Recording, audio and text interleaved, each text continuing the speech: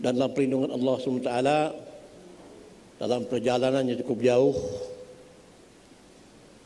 Beliau telah hadir di tengah kita pada saat sekarang ini untuk bersama-sama kita yang sangat kita tunggu-tunggu apa tausiah, nasihat, petuah, arahan dari beliau sebagai seorang ulama yang sudah terkenal, dan mudah-mudahan semua arahan dari beliau, tausiah beliau, petua dan nasihat beliau bisa menjadikan menambah wawasan dan pengalaman hidup kita di dunia ini, terutama dalam melaksanakan tugas kita sebagai tokoh-tokoh lintas agama yang tergabung dalam forum kerukunan beragama Provinsi Kalimantan Utara. Jadi untuk itu saya tidak berpanjang lebar lagi. Kita serahkan sepenuhnya mic ini kepada beliau untuk nanti menyampaikan hal-hal yang berkaitan dengan tata kehidupan kita, terutama dalam fokus kepada masalah kerukunan umat beragama. Demikian kami persilakan kepada yang terhormat Bapak Profesor Ki Haji Nazruddin Umar untuk menyampaikan tausiahnya. Kami persilakan.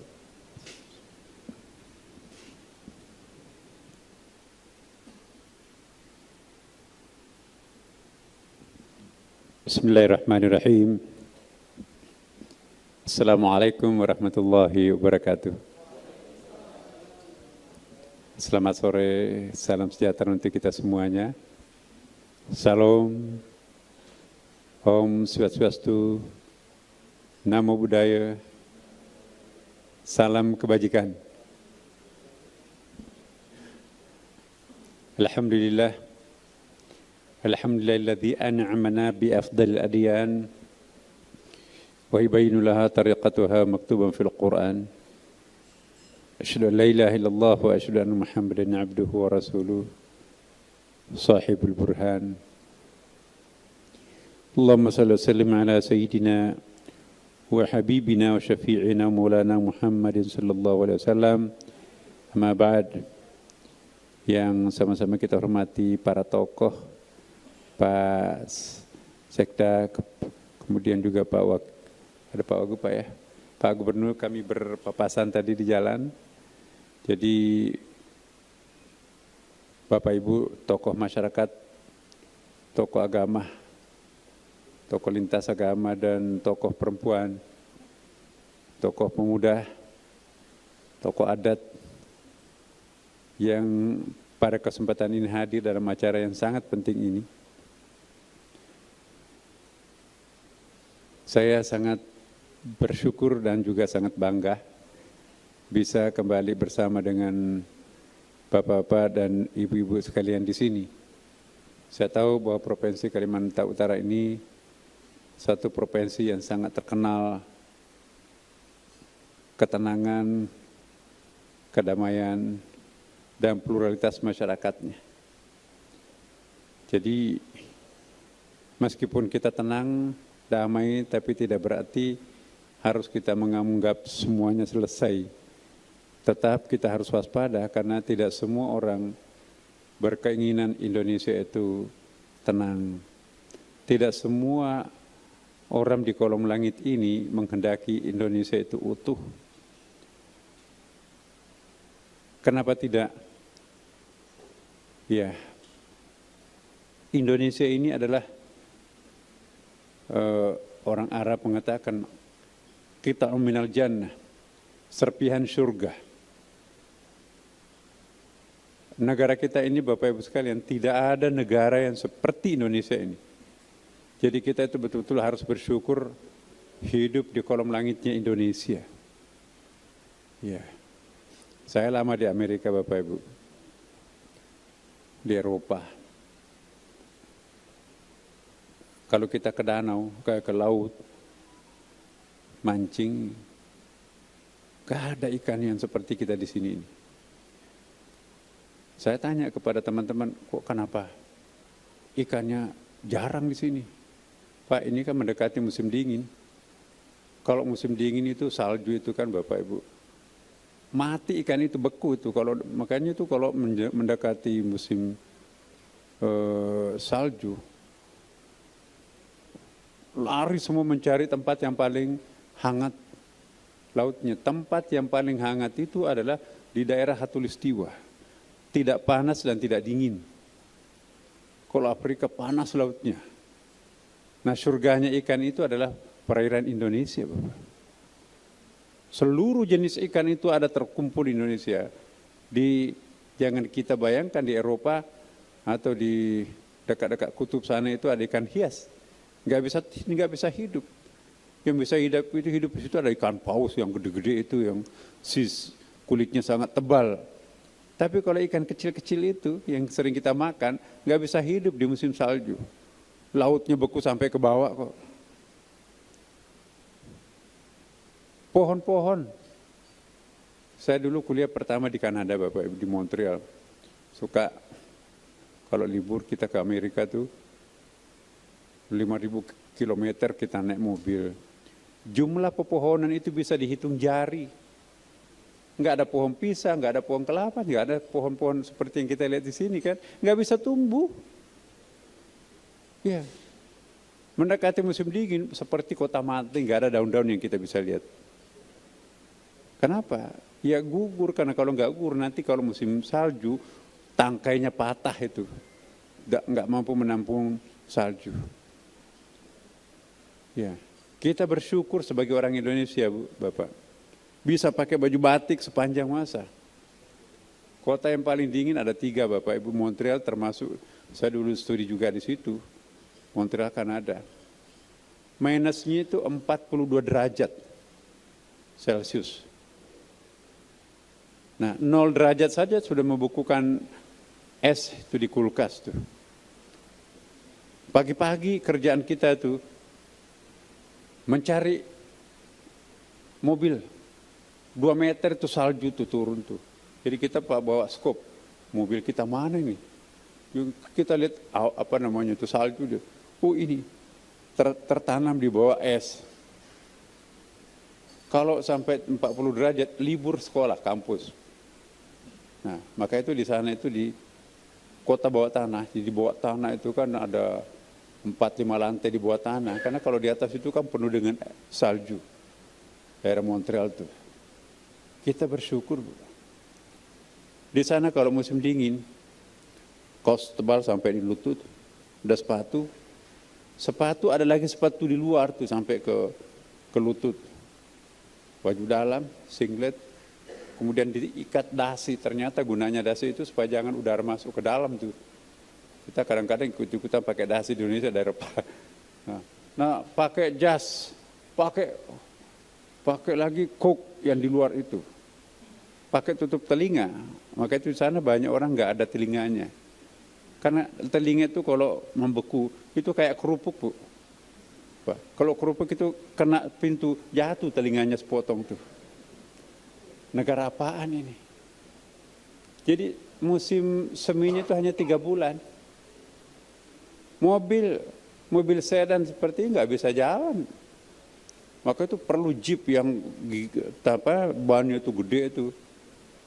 Ya. Selimut, Masya Allah.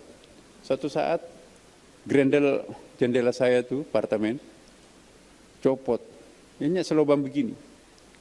Enggak mempan itu, karena di luar itu 40 derajat. Pakai selimut. Ya Allah, gimana ini? Enggak mempan selimut itu. Nanti mempan kasur itu naik di atas saya dibawa kasur.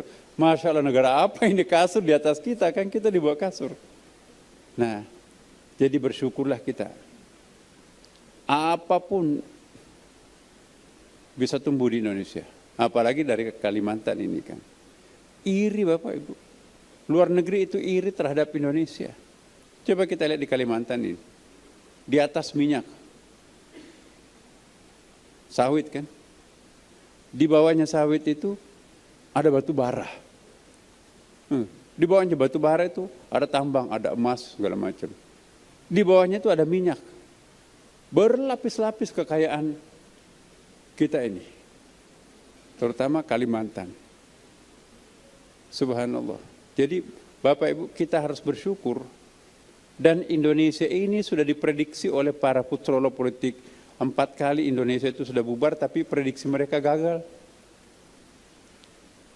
Tahun 1998 Indonesia itu pokoknya akan seperti yang sekarang ini Rusia itu. Uni Soviet kan bubar, negara Balkan bubar. Ya, Indonesia juga dibayangkan akan bubar. Sudah ada yang kapling tuh, Kalimantan nanti kemana? Kamu yang Papua, kamu yang Jawa, kamu Sulawesi, dan seterusnya. Udah di kepala mereka itu udah kapling-kapling nih. Tahun 1998 lewat, diprediksi lagi, ya, tahun 2000, udah siap-siap tuh, lewat lagi. Kemudian 2004, lewat lagi. Kemudian 2018, lewat lagi. Nah, mereka berkesimpulan ini Indonesia susah diprediksi. Apa rahasianya? Negara yang dari Sabang sampai Merauke itu yang lebih 15.000 pulau, lebih 500 bahasa lokal, ya, ribuan culture di situ, kok nggak bisa berantakan? Nah, di negara-negara lain seperti Afghanistan, Bapak Ibu, itu cuma 5 etnik di situ. Sama-sama hidungnya panjang, sama-sama warna kulitnya, sama-sama jenggotnya, tapi nggak pernah akur sampai sekarang. Padahal sama-sama umat Islam tuh, 98%. Ya. Coba kita lihat, Sudan sekarang ini seperti negara tak bertuan tuh, nggak tahu siapa presidennya. Nah, antara tentara Panswakarsa dengan tentara resmi perang di situ.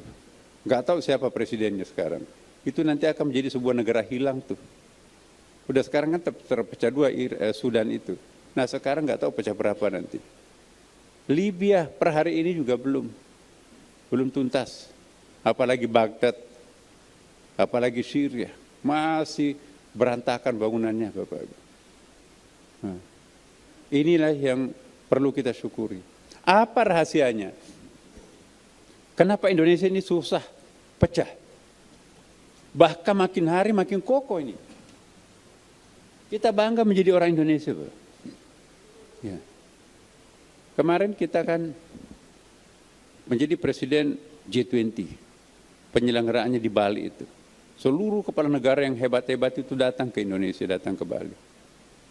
Kita juga presiden ASEAN kemarin. Nah kita lihat dari segi perekonomian misalnya. Ya. Indonesia itu negara mahal sekarang. Pertumbuhan ekonominya itu sekarang kita pertama adalah Cina. Di bawah Cina itu ada India. Bersaing ketat itu India dan Cina. Dan yang ketiga adalah Amerika. Yang keempat ada Indonesia. Kenapa Indonesia? Karena inflasinya kita di Indonesia itu hanya 3%, Bapak Ibu. Bandingkan dengan Turki 94%. Tambah nol uangnya itu, jadi bawa uang 1 juta, hanya bisa beli 1 botol air mineral. Nggak ada nilainya uang. Saya baru pulang kemarin dari Mesir, inflasinya itu 36%. Jadi anak-anak kita yang kuliah di situ, uang rupiahnya itu makan kenyang tuh. Ya, $10 Amerika bisa terakhir teman-temannya beberapa orang. Nah, Spanyol. Nah, inflasinya sangat tinggi. Jadi kita di Indonesia, Indonesia ini Bapak Ibu di luar negeri itu negara jagoan tuh, hebat itu. Tetangga kita mohon maaf Malaysia tuh. Dia nggak bisa lagi ngejek kita Indon itu seperti dulu, enggak. Ya, pertumbuhan ekonominya jauh di bawah Indonesia. Kita 5, ini hampir 6. Nanti kita berharap pokoknya di atas 5 lah, 5%. Yang lain-lainnya Amerika tinggal cuma 1% kan. Ya. Pertumbuhan ekonomi kita itu dahsyat. Sehingga tidak terasa di sini kan semua kan Bapak Ibu. Ya harga beras kemarin beranjak naik, tapi langsung dibom dengan 1,5 juta ton. Anjlok lagi harga beras sekarang ini. Jadi hebat kita. Nah, tidak terasa kita itu Krismon, orang nonton, orang macet itu. Ya di Jakarta, apalagi di kota-kota besar itu pada macet, itu kan ciri-ciri negara maju itu macet itu. Di tempat-tempat lain, negara lain, itu sudah tidak lagi macet. Kenapa? Harga bensin berapa? Kita nggak ada subsidinya, masih tetap jalan kan. Kasihan tuh Timor Leste itu. Ya masyarakatnya, di antara mereka itu menyesal merdeka. Ya, kalau mau beli minyak nyebrang ke jembatan itu, NTT itu. Harga beras di NTT murah banget, tapi harga beras di negerinya tinggi. Nah, Indonesia ini adalah kebanggaan kita dan ini perlu kita rawat. Nah, kesimpulan para futurolog Amerika tadi, kenapa Indonesia tidak bisa bubar? Rahasianya satu. Ialah kekuatan umat beragamanya yang sedemikian solid. Nah, disinilah FKUB Bapak Ibu. Nah, apa yang kita lakukan di tempat ini, FKUB Forum Kerukunan Umat Beragama, saya termasuk waktu itu aktif sebagai inisiator dalam pembinaannya. Jadi kita harus bersyukur berada di bawah atap Indonesia. Ya. Saya dari Maroko, jadi dari Mesir terus ke Maroko. Saya bicara di situ. Di depan pertemuan ISESCO itu, pertemuan internasional tentang education itu. Ya, begitu saya presentasikan makalah saya, pertumbuhan ekonomi Indonesia sekian, inflasinya hanya sekian, dan kami tidak terkena krismon. Kita harganya beras per kilo berapa Bu? Berapa Bu 1 kilo di sini beras? Ya? 12.000 Bapak. Coba di Amerika itu 62.000. Nah, Cina sendiri itu juga sudah sangat tinggi berasnya di situ itu. Ya. Tetangga kita Malaysia 2 kali lipat lebih mahal harga beras di situ. Di daerah-daerah, di negara-negara lain mau beli beras itu setengah mati. Tapi kita harga beras itu naik sedikit itu heboh. Nah, ikan tetap stabil. Di sana susah dapat ikan, Bu. Karena kalau untuk melaut itu kan harus ada bensin ya kan. Di sana harga bensin mahal. Harga ikan nggak ada mau beli ikan. Ya. Karena ikan di sana kan mahal. Daging yang paling murah adalah daging babi kan. Jauh lebih murah daripada daging ayam. Apalagi daging sapi. Nah, jadi ikat pinggang mereka itu betul-betul diketatkan. Negara-negara maju sekarang ini luar biasa. Menjerit sekarang ini. Apalagi dengan adanya krismon kemarin kan. 2 tahun lebih krismon itu betul-betul menghamparkan negara-negara maju itu. Selesai krismon, muncul lagi perang Rusia dan Ukraina. Ya. Bayangkan ratusan juta ton kedelai di Rusia, penghasil kedelai terbesar kan. Ukraina juga nggak bisa dipasarkan kemana-mana karena jalur penyeberangannya itu jembatannya putus, ya kan? Ada kapal ditembak, jadi tertahan. Petani juga nggak bertani, percuma kan nggak laku kedelainya kan membusuk di situ. Nah, yang kena Eropanya, mau beli kedelai nggak ada, terpaksa harganya kedelai itu mahal. Nah, jadi kita betul-betul Ibu Bapak di Indonesia ini adalah negara yang sangat-sangat ideal. Kaget tuh, negara yang paling jelek cuacanya itu adalah di Jakarta kan. Di negara lain bagaimana bisa jelek cuacanya, nggak ada yang naik mobil. Menghemat bensin kan, harga bensinnya mahal. Nah, kita nggak ada, harga bensin nggak naik kok. Ya. Jadi tidak terasa ada krismon. Maaf ini, kalau di Spanyol katanya anak-anak muda tuh kalau mau menikmati artis itu datanglah ke Spanyol, jual murah. Mau berdandan, tapi nggak ada film yang diputar, nggak ada studio yang jalan. Artisnya pada nganggur, padahal mereka butuh uang.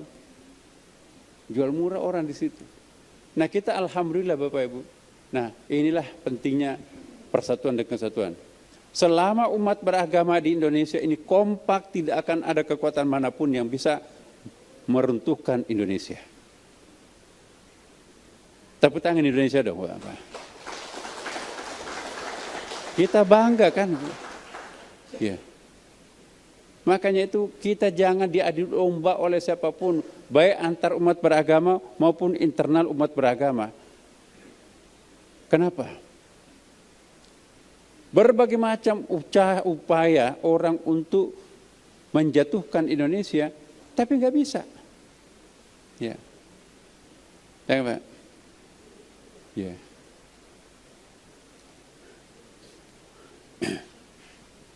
Depan Pak. Nah inilah Bapak Ibu, saya perlu sampaikan walaupun Bapak Ibu mungkin sudah tahu, tapi hanya stressing point aja. Kalau kita sering keluar negeri, ya, saya bulan-bulan ini banyak di luar, Pak. Bangga kita menjadi orang Indonesia. Pembicara selalu kita tampil di depan, bagaimana Indonesia kok bisa survive seperti sekarang ini. Ya.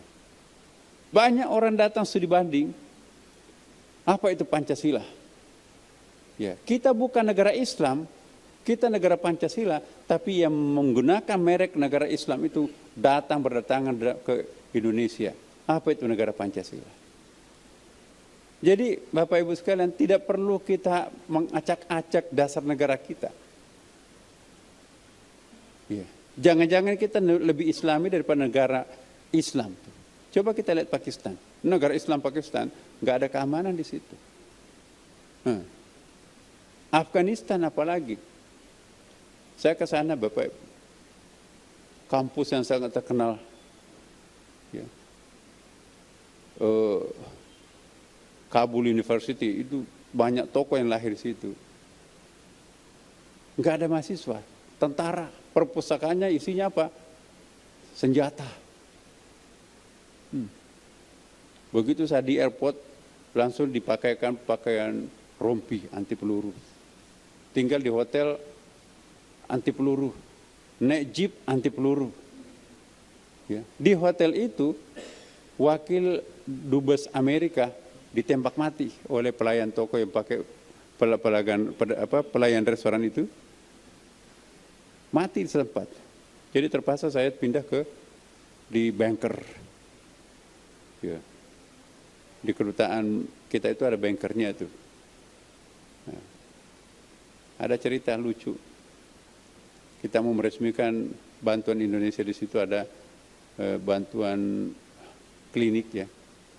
Saya diminta untuk meresmikan, waktu itu saya masih wakil Menteri Agama. Acaranya jam 9. Ini jam 11 kita masih di bunker itu kok belum dijemput. Ternyata pendahulu kita itu kena bom truk. Banyak yang mati di situ. Seandainya kita ikut iringan-iringan itu, kita juga kena tuh. Nah, jadi terpaksa untuk menyiasati keadaan, pakai patwal juga ada, nyong-nyongnya itu. Tapi kita pakai mobil kampung yang pick up itu, pisang, sayur mayur di belakang. Saya pun juga pakai petani setempat itu pakai topinya itu yang turun. Lewat jalan kampung. Ya mobil patwal mewah itu yang jalan protokol. Nah, nggak ada nyetop. Sampai ke tempat tujuan, kan itu kita di Kabul Selatan kan. Masya Allah. Akhirnya aman. Nah negara kita seperti Indonesia ini, Masya Allah. 2,5 jam dari Jakarta, maaf.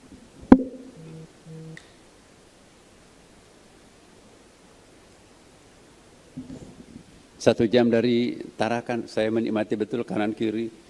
Saya tanya, Pak, ini kanan kiri kok nggak ada penduduknya? Tanahnya subur-subur begini, nggak ada Pak. Ya Allah, saya bilang kalau di Jawa ini selokan pun juga ditanami jagung, ini kosong. Masya Allah Bapak Ibu sekalian. Jadi kita bersyukur Pak. Saya sangat senang menghadiri acara ini ya. Karena apa? Negara yang provinsi yang FKUB-nya kuat itu paling sedikit krisis antar agama. Papua. Di Sorong, saya datang. Di Papua juga saya datang. Salah seorang pendeta di situ, Pak Imam, saya ingin minta izin, Pak Imam, saya akan bawa keliling ke pedalaman-pedalaman. Saya jamin darahnya tidak akan menetes. Untuk apa, Pak? Pokoknya beri pencerahan kepada umat kita di sana. Saya bilang, waduh, iya, saya ingat masih ada keluarga. Takutnya macam-macam lah. Jadi Bapak, saya bilang gak usah. Yang penting buat Bapak-Bapak. Jadi kita hadirkan tokoh-tokoh umat beragama berkumpul di itu FKUB itu. Begitu ada kasus, Pak. Belum sampai ke tingkat polisi, belum sampai ke tingkat pejabat provinsi. Yang terlibat pertama adalah FKUB-nya. Ya. Pak Gubernur mengakui bahwa yang paling efektif untuk menyelesaikan persoalan antar umat beragama adalah FKUB. Karena FKUB itu tokoh-tokoh masyarakat umat beragamanya ada di situ semua. Begitu mereka turun, Pak, selesai. Ada kasus itu. Polisi belum tentu mengamankan, belum tentu menyelesaikan dalam waktu singkat. Begitu FKUB-nya turun, maka itu juga saya laporkan ke Presiden juga, ke pimpinan Pak Menteri. Pak, FKUB ini harus dikasih dana besar-besar. Iya. Bayangkan FKUB-nya sedemikian sedikit biayanya, tapi jasanya sedemikian besar. Ya. Memang apa ya, FKUB itu kan tidak kelihatan hasilnya. Seperti pembangunan, ada gedungnya sekian miliar misalnya, itu kelihatan ada jembatannya. Ini tidak ada kelihatan, tapi tidak ada keamanan tanpa kerukunan. Iya kan Bapak Ibu? Nah itu dia. Nah, keamanan ini mahal Bapak Ibu. Tidak mungkin akan ada pembangunan sedemikian lancar, tidak mungkin ada pertumbuhan ekonomi, tidak mungkin ada inflasi bisa tertekan jika negara kita ini tidak solid, tidak harmonis dan tidak aman. Nah, siapa yang paling berperan di dalam terwujudnya keamanan masyarakat itu adalah tokoh lintas agama. Ya. COVID-19 kemarin Bapak, COVID-19, yang paling berjasa itu juga tentu pemerintah lah ya, memang ngapain kalau nggak berjasa ya, rakyatnya. Tapi tokoh umat beragama, menyebarkan masyarakat, jangan ngamuk lah. Jadi negara dan pemerintah harus berterima kasih kepada tokoh-tokoh umat beragama. Ya. Bahasa yang paling diterima masyarakat kalau terjadi krisis ialah bahasa agama. Bukan bahasa birokrasi, bukan bahasa politik. Ya kan Bapak? Karena bahasa agama itu menyentuh batin orang. Apapun agama kita kan. Ya. Kami di Istiqlal. Pak Doni waktu itu koordinator COVID. Pak, boleh nggak kami membantu masyarakat yang di PHK segala macam itu? Kami mensponsori Istiqlal bekerja sama dengan seluruh lintas agama. Kita di Istiqlal, Bapak. Ya. Katolik tetangga kami, ya, Protestan tetangga kami juga, Immanuel situ. Kemudian Konghucu, Hindu, Buddha, ya, Islam ke Istiqlal. Ayo, seperti ini, Bapak. Sekarang kita harus bergerak. Banyak sekali di PHK, jangan pemerintah semua. Enggak mungkin, enggak sanggup. Tunjukkan bahwa kita juga bisa. Ya, saya selaku imam besar dipercaya semua teman-teman ya untuk menjadi koordinator di situ ya. Kenapa bukan majelis ulama? Enggak tahu teman-teman dari agama lain percaya imam besar untuk sesegera mungkin melakukan pendekatan ini. Ya karena waktu itu memang ketua umumnya MUI belum ada yang macam-macam lah. Nah jadi di Istiqlal mereka enjoy.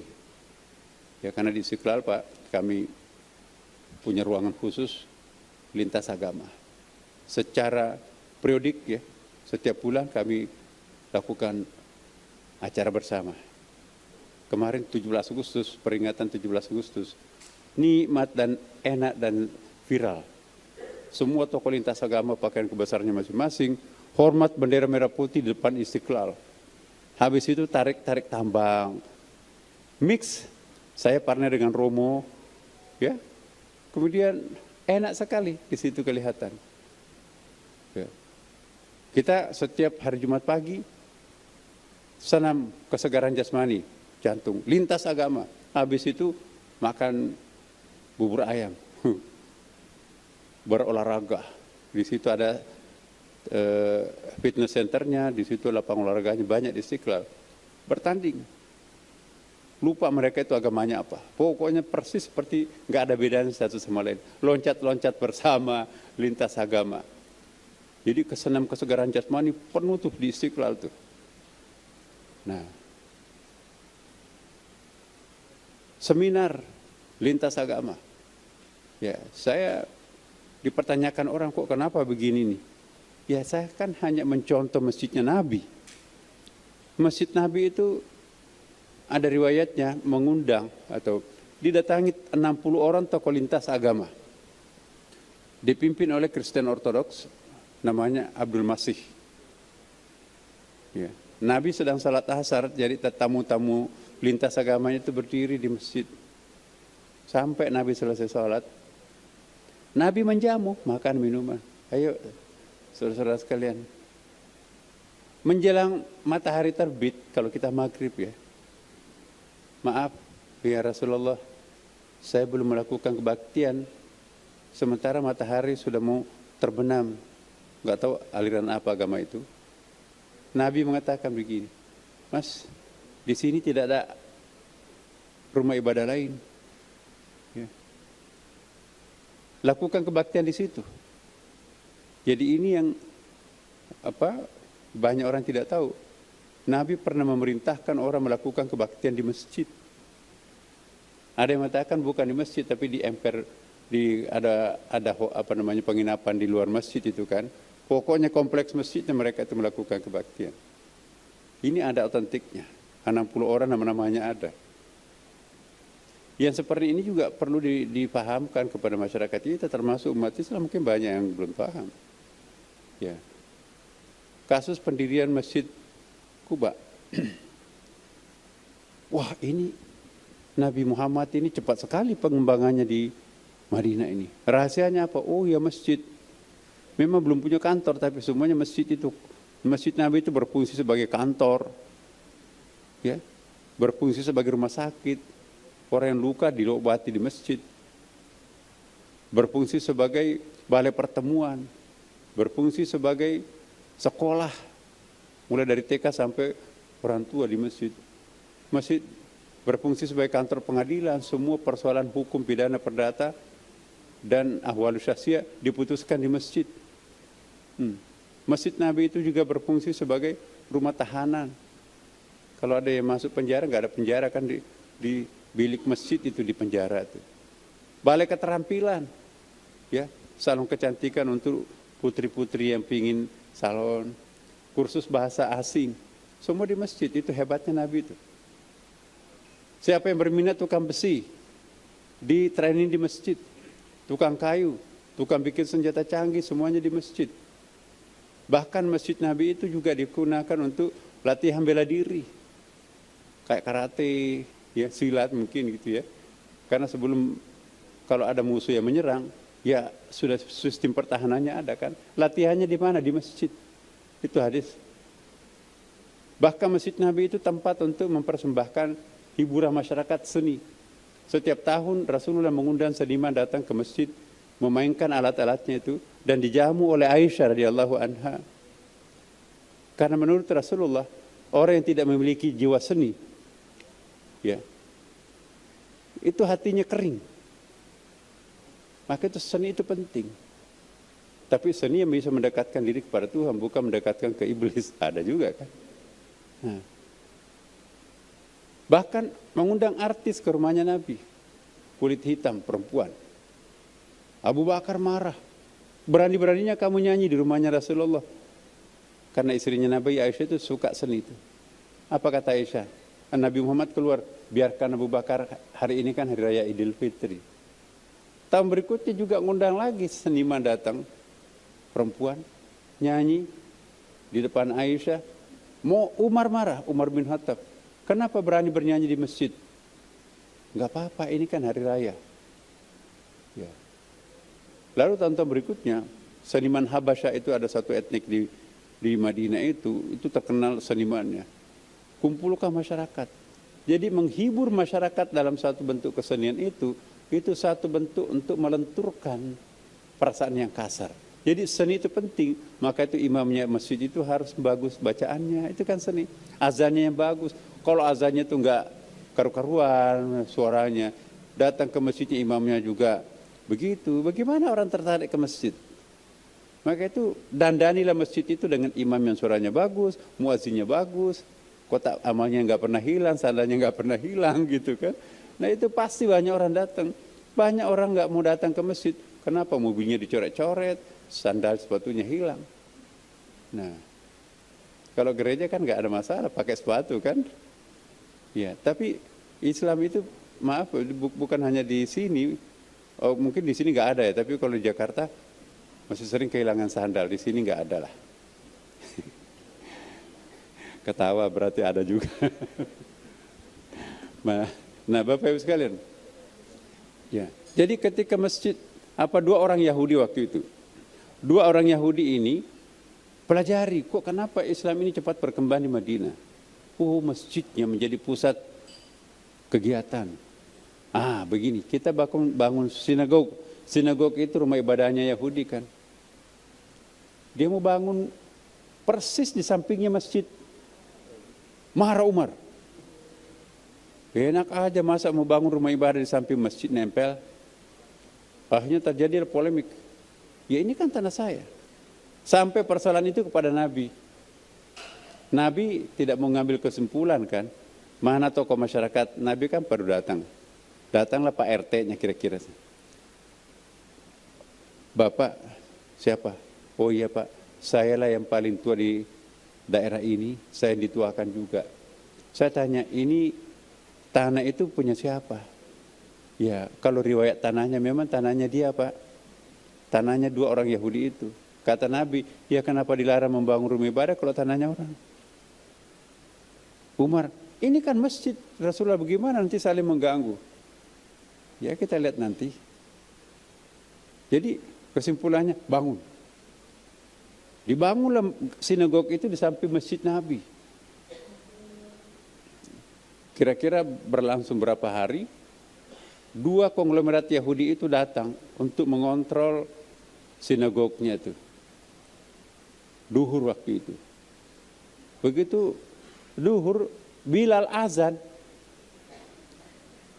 Ketika sampai kepada hayya 'alas shalah, mari kita salat. Hayya 'alal falah, mari kita meraih keberuntungan. Dua Yahudi ini apa maksudnya itu? Datang ke Rasulullah. Ya Rasulullah, apa maksudnya hayya 'alal falah? Oh iya. Masjid ini tadi Bilal yang azan itu mengajak orang Islam datang ke masjid supaya mereka keberuntungan. Loh, saya mau membangun sinagog ini juga mengajak orang lain untuk mencapai keberuntungan. Kalau fungsinya masjid seperti itu, saya nggak usah bangun lagi di sini, satukan aja masjid itu. Nah, akhirnya nggak jadi dibangun sinagognya, diperluas masjidnya Nabi di situ. Ya. Coba kalau gayanya Umar tadi itu nggak boleh, ya lain sejarahnya kan.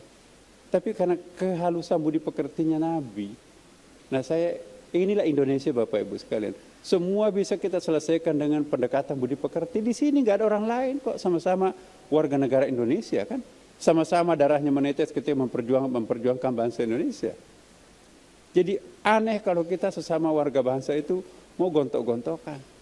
Semua bisa selesai secara adat. Iya. Nah inilah yang kita harapkan. Maka itu saya sangat berharap Kalimantan Utara ini kalau bisa menjadi contoh untuk seluruh provinsi di Indonesia.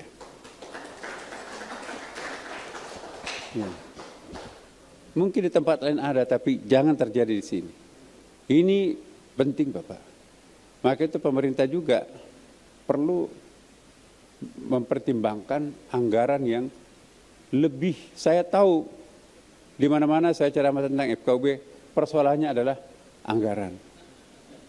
Jadi kasihan tuh tokoh-tokoh umat beragama itu jangan diperlakukan sebagai pendorong mobil mogok itu.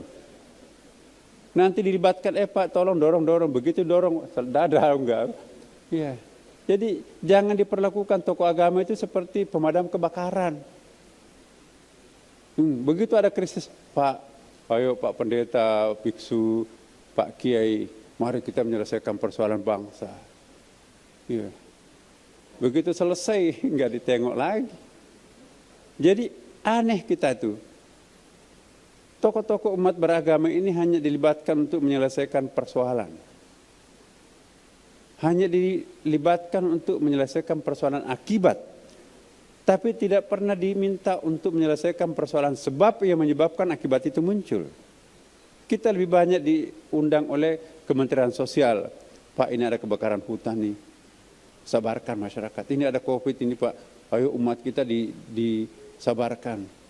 Ini ada minta partisipasi tokoh umat beragama. Apalagi mendekati pemilu kan Bapak. Bukan main itu. Kalau perlu sembah-sembah. Tapi begitu naik, apa yang diberikan kepada umat beragama? Dadah. Nah, itu tidak boleh terjadi. Siapapun nanti akan terpilih, kita harus meneriakkan kebenaran ini. Tokoh umat beragama itu jangan dianggap sebagai pemadam kebakaran atau pendorong mobil mogok. Inilah yang mempertahankan bangsa. Ya, itu tadi penelitian itu. Seandainya bukan karena tokoh-tokoh umat beragama yang begitu kuat pengaruhnya dalam masyarakat, berantakan Indonesia ini. Jadi jangan main-main terhadap tokoh umat beragama. Siapapun pemerintahnya, mari kita menyejahterakan. Bayangkan Bapak Ibu, saya tahu persis waktu saya menjadi Dirjen Bimas Islam. Ada pulau-pulau terpencil tuh. Terpaksa harus tinggal di situ. Kenapa? Nggak bisa sholat Jumat kalau nggak ada satu-satunya khatib di situ kan. Anaknya juga besar sudah mau sekolah. Nggak ada uang dari masyarakat setempat. Boro-boro mau digaji, masyarakat juga nggak bisa makan kok di situ susah. Maka terpaksa dia pergi ke kota. Urbanisasi ulama. Sama juga saya kira pimpinan agama lain juga. Banyak tokoh umat beragama itu urbanisasi lari ke kota. Bukan jadi ulama, bukan pendeta, bukan apa di situ. Pedagang kaki lima, anaknya juga mau hidup kok. Seharusnya mereka itu diberikan apresiasi. Saya dapat informasi justru Kalimantan Utara ini memberikan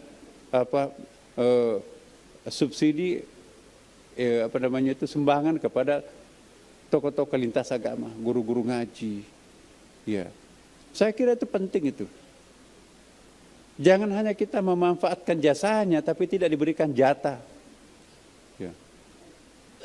Mentang-mentang orang ikhlas tidak minta, enggak pernah tuh ada demo tuh. Iya. Kalau guru masih sering demo Bapak Ibu. Tapi kalau tokoh agama enggak tuh. Karena kalau kapan tokoh agama demo minta uang itu sudah berhenti tokoh agama tuh. Keikhlasannya enggak ada lagi kan Bapak Ibu. Syarat tokoh agama itu kan harus ikhlas kan Pak ya. Melayani umat. Seperti apapun umat itu. Nah inilah Bapak Ibu sekalian. Saya mohon maaf kalau bicara seperti ini karena saya seperasaan dengan Bapak Ibu sekalian. Untung Bapak kita juga merasa karena beliau juga tokoh di sini. Ya. Nah, inilah yang kita maksudkan. Pak Gubernur, saya sering komunikasi Bapak Ibu. Pak, tolong dipelihara. Ya, tokoh lintas agama kita itu sangat berperan di Republik ini. Ya, jangan terlambat. Ya, kalau perlu ya kan ini tidak banyak kok jumlahnya cuma yang ini. Ya. Kesejahteraannya. Peranannya itu memang tidak kelihatan, tidak bisa dipotret apa kegiatan hasilnya, tetapi hidup tenang itu kan mainnya di sini. Ya. Kan nggak mungkin ada khatib, nggak mungkin ada pengkhotbah di antara Bapak Ibu mengajak orang ngamuk, ayo kita macam-macam, enggak. Justru kebalikannya kan sabar.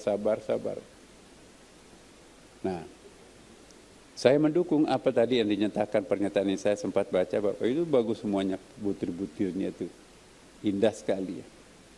Nah, itu yang perlu kita wujudkan. Masya Allah. Nah, khusus untuk kita umat Islam, ini saya juga ingatkan ya bahwa meskipun kita mayoritas di Indonesia, jangan ada semacam kesombongan mayoritas seperti di tempat lain. Tapi kelompok minoritas juga Sama, mari kita saling bertenggang rasa. Ada saling pengertian lah di situ. Ya. Persoalan bangsa lain muncul, ya mayoritasnya seringkali anarkis, kelompok minoritasnya ya sering tirani gitu. Dua-duanya nggak bagus. Maka itu dalam Al-Quran Bapak Ibu sekalian tidak ada kata mayoritas minoritas. Ya. Tidak ada iktiriyah dan akliliyah, nggak ada itu. Bahkan yang ada dalam Al-Quran, man qatala mu'minan, man qatala nafsin bighairi nafsin, ya, aw fasadin fil ard, fa ka'annama qatala an-nasa jami'a. Ya, wa man ahyaha fa ka'annama ahya an-nasa jami'a. Barang siapa yang melenyapkan satu jiwa, sama melenyapkan semua jiwa yang lain. Barang siapa yang menghidupkan satu nyawa, sama dengan menghidupkan semua nyawa yang lain. Jadi tidak ada mayoritas minoritas. Dalam ajaran Islam Bapak Ibu seperti kita fahami bersama, tidak ada kata-kata dalam Al-Quran walaqad karramnal muslimun, nggak ada. Allah memuliakan orang-orang Islam, nggak ada dalam Al-Quran. Yang ada adalah walaqad karramna bani Adam, Allah memuliakan anak-anak cucu Adam.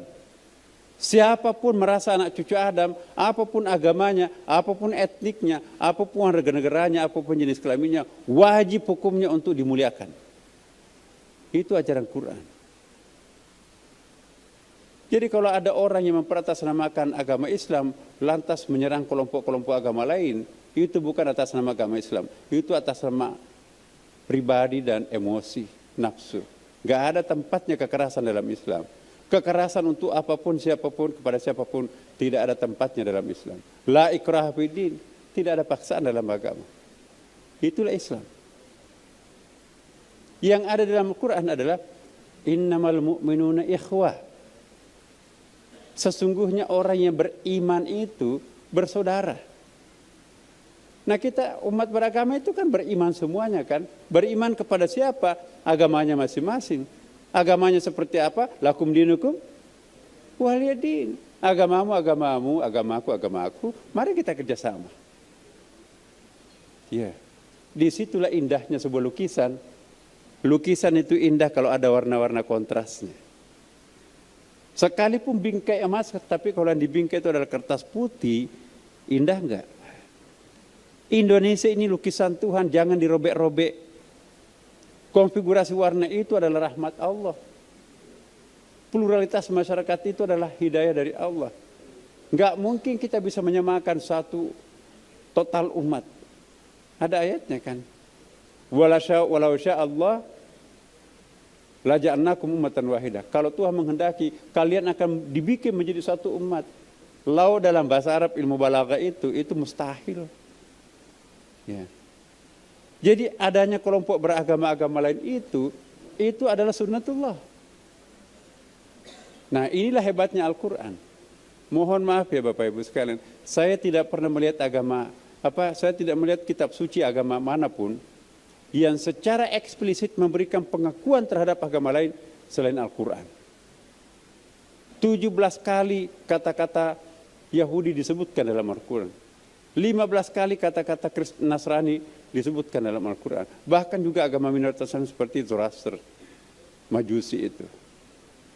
Ya. Yang lain susah, agama lain saya tidak pernah melihat ada kata-kata agama Islam itu. Tapi dalam Quran agama-agama lain muncul di situ. Dan bahkan penyebutan agama-agama lain itu cenderung positif. Itu kita dianggap bersaudara. Nah, inilah kekuatan Islam. Maka itu kami di Amerika Bapak Ibu sekalian.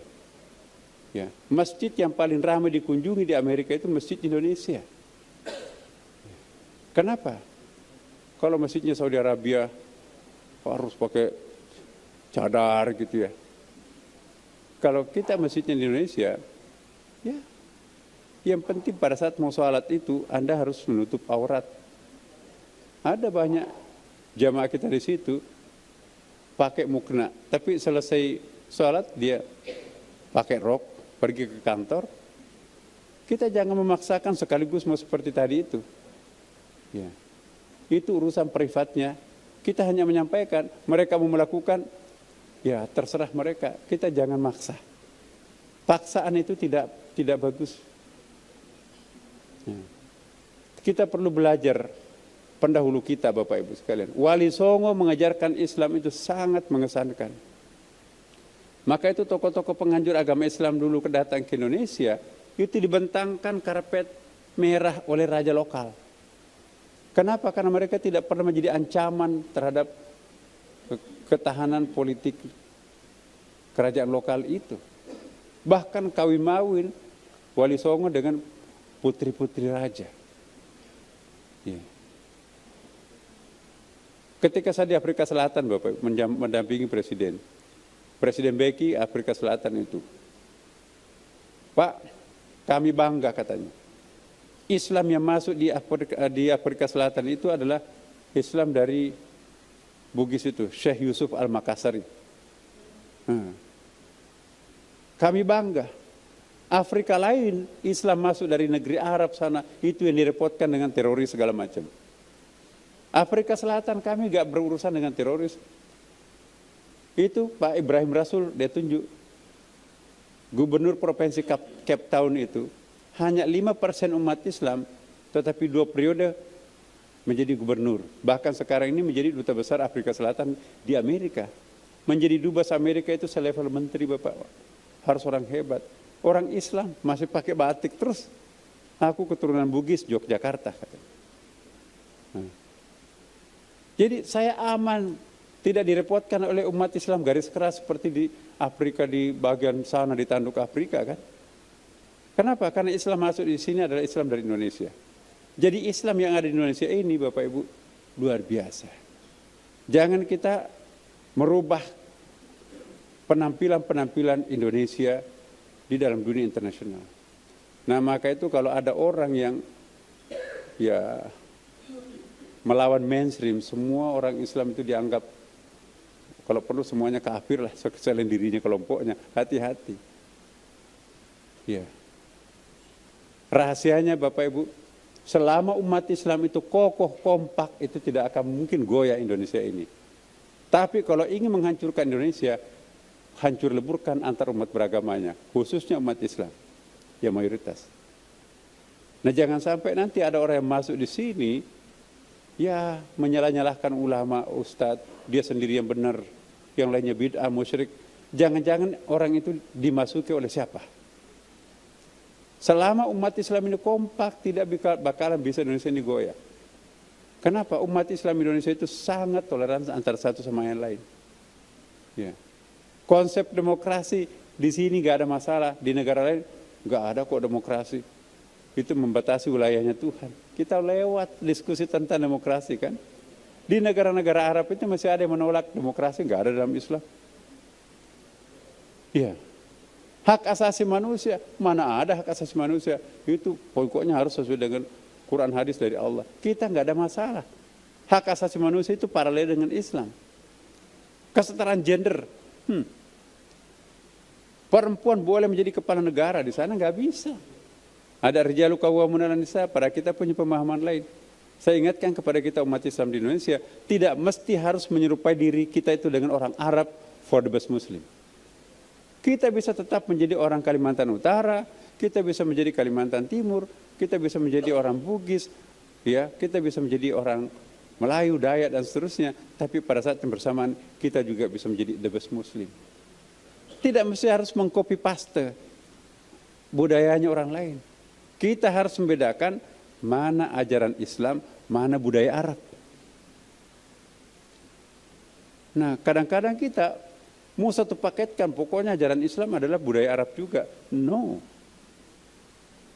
Ya. Ajaran Islam itu yang penting menutup aurat. Penutup auratnya di sana itu pakai gamis, ya, pakai abaya, pakai itu. Nah, kita kan pakai sarung, Pak. Ya kan?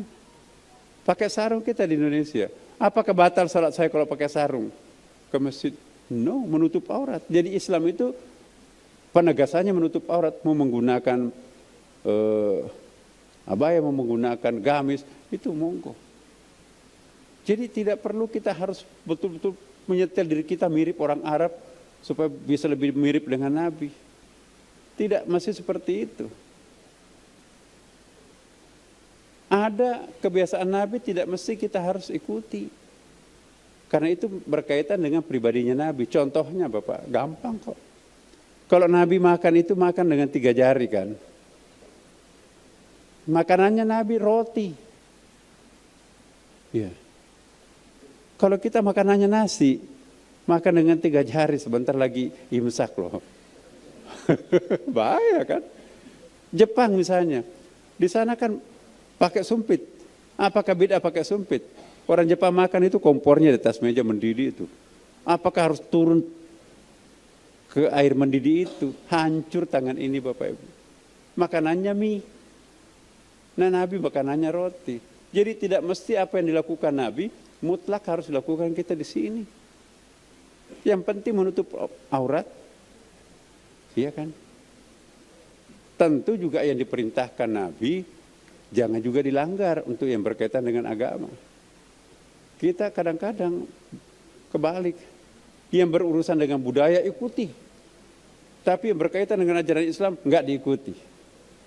Bayangkan pakaiannya mirip Arab, enggak salat.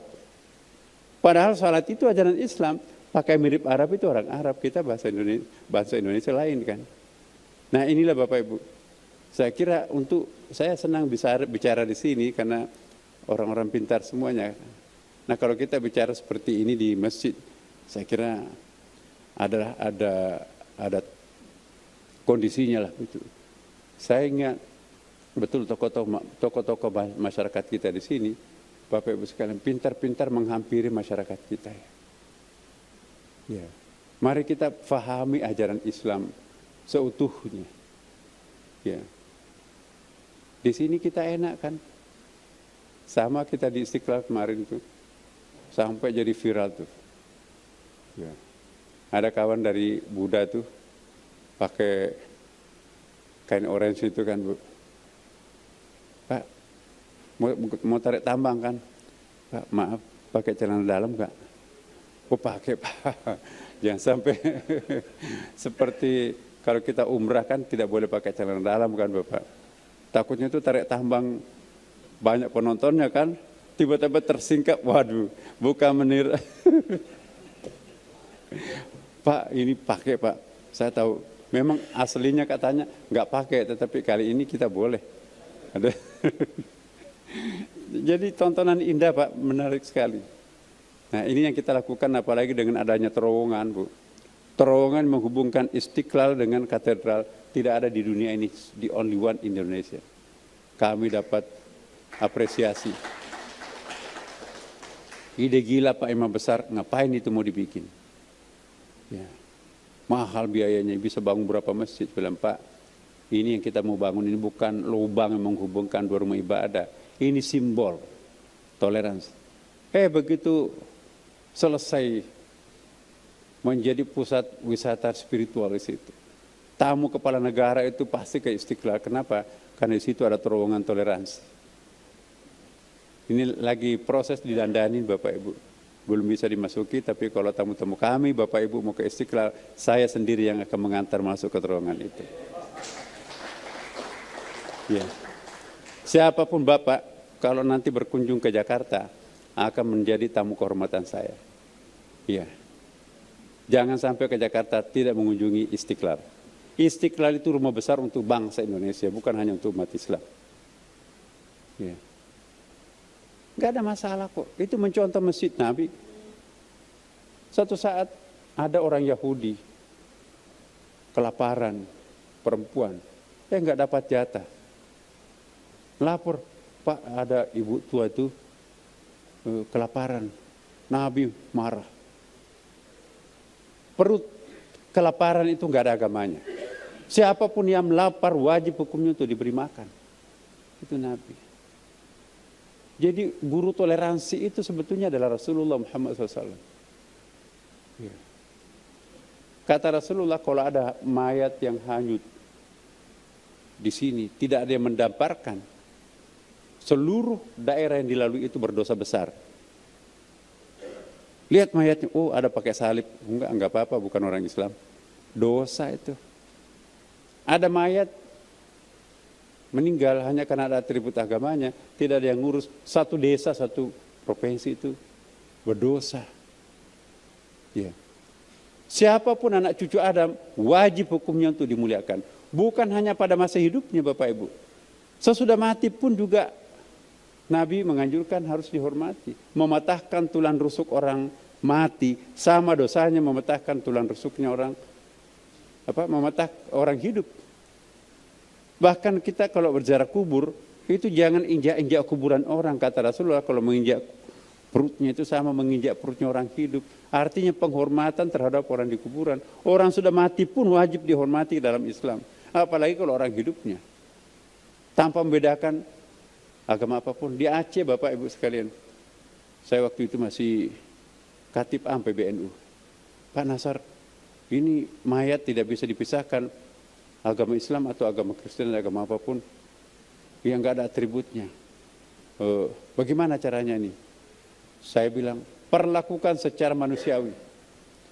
Ya, jangan mentang-mentang, wah ini saya kenali, yang saya tidak kenal, biarin aja hancur di situ. No, harus diperlakukan sama. Maka itu pekuburan massal itu. Tidak boleh ada yang dianaktirikan hanya karena perbedaan agama. Nah inilah Bapak Ibu sekalian, kalau cara pandang kita melihat bangsa ini seperti ini, benar-benar itu kalau seandainya Rasulullah masih hidup, wah hebat Indonesia. Ya. Maka itu Bapak Ibu sekalian mohon maaf Pak. 5 menit lagi. Saya kok berpikir kenapa nggak ada nabi di Indonesia? Akhirnya saya jangan-jangan Tuhan memang menganggap Indonesia tidak perlu nabi. Cukup ustadz saja. Tapi bukan main. Hanya ustadz tetapi orang yang paling santun di jamaah haji setiap tahun Indonesia Bapak Ibu. Saya keliling di penjara Saudi karena saya juga sebagai ketua kelompok ahli BNPT Badan Penanggulangan Anti Teroris itu. Kami diundang untuk berkunjung ke penjara-penjara Saudi Arabia. Tidak saya temukan satu orang pun Indonesia di dalam penjara Saudi Arabia. Padahal warga negara asing yang paling banyak di Arab Saudi itu hampir 3 juta adalah orang Indonesia. Yang banyak di situ Mesir, Afghanistan, Pakistan, ya India. Saya tanya supirnya, Pak, kenapa nggak ada orang Indonesia? Kami juga heran. Warga negara yang paling banyak di Indonesia, di Arab Saudi adalah Indonesia, tapi nggak ada yang di penjara. Hebat Indonesia. Bagaimana mau baliknya di Indonesia? Dalam hati saya memang tidak ada nabi, tapi coba lihat masyarakatnya hebat kan. Jadi nabi itu langganan di sana tuh Pak, di daerah sekitar situ kan. Ya, memang di situ mungkin lebih perlu nabi. Tapi walaupun kita tidak ada nabi di sini, tapi selawat nabi yang paling ramai di seluruh dunia Bapak Ibu mungkin baru tahu. Itu ada sebuah penelitian. Yang paling rajin berselawat terhadap Rasulullah adalah Indonesia. Ada lebih 200 selawat nabinya tuh. Kalah Saudi Arabia tuh kan. Jarang kita dengarkan selawatan di situ kan. Nah, artinya Bapak Ibu kita bangga sebagai orang Indonesia. Untuk umat Islam, kita juga bangga sebagai umat Islam Indonesia. Bangga betul Bapak Ibu. Saya baru pulang dari Mesir, anak-anak kita di sana Bapak, cerdas-cerdas. Otaknya Indonesia itu encer Bapak. Termasuk kami punya santri dari sini juga, ya di Mesir itu. Nah itu kami juga membuka pondok pesantren yang di sini biar lebih yang moderat gitu Pak. Kita ingin memperbanyak ulama-ulama moderat yang bisa bertoleransi satu sama lain. Jangan kalah dengan kelompok-kelompok yang lain. Nah inilah yang kita butuhkan. Dan Bapak Ibu sekalian, baru-baru ini Sekjen Asosiasi Intelektual Muslim Timur Tengah datang di depan Pak Wapres. Apa? Dulu orang-orang Indonesia datang ke Timur Tengah belajar agama. Dulu buku-buku Arab diterjemahkan ke dalam bahasa Indonesia untuk mengajari orang Islam, orang Indonesia tentang Islam. Sekarang harus dibalik.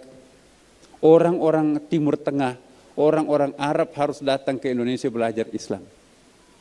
Buku-buku yang berbahasa Indonesia tentang Islam harus diterjemahkan ke dalam bahasa Arab untuk diajarkan kepada orang Arab. Terbalik. Ini sekjen, Pak, yang berpusat di Dubai, yang menyatakan pernyataan resmi ini. Kenapa? Indonesia menjadi contoh kan, Pak. Di sana itu ISIS. Yang dibantai siapa, Bapak? Enggak ada satu tetes pun darah orang Yahudi mengalir. Yang dipenggal-penggal lehernya itu para ulama. Siapa yang memenggal? Allahu Akbar, bunuh ulama. Nah, apa itu? Mereka sadar bahwa Indonesia adalah guru peradaban. Saya mengatakan di Jakarta, Bapak, kami punya sekolah pendidikan kader ulama di Istiqlal. Dapat pengakuan internasional itu. Sekarang 1 semester di Amerika, 1 semester di Mesir. Ya, ulama moderat. Ya, kita perlu menciptakan ulama. Belum selesai dipesan Amerika, dipesan Jepang, dipesan Korea Selatan, dipesan Dubai untuk menjadi imam di negerinya.